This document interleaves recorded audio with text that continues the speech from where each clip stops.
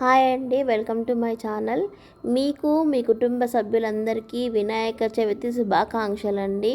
ఆయురారోగ్యాలతో వర్ధిల్లాలని ఆ వినాయకుని మనస్ఫూర్తిగా కోరుకుంటున్నానండి.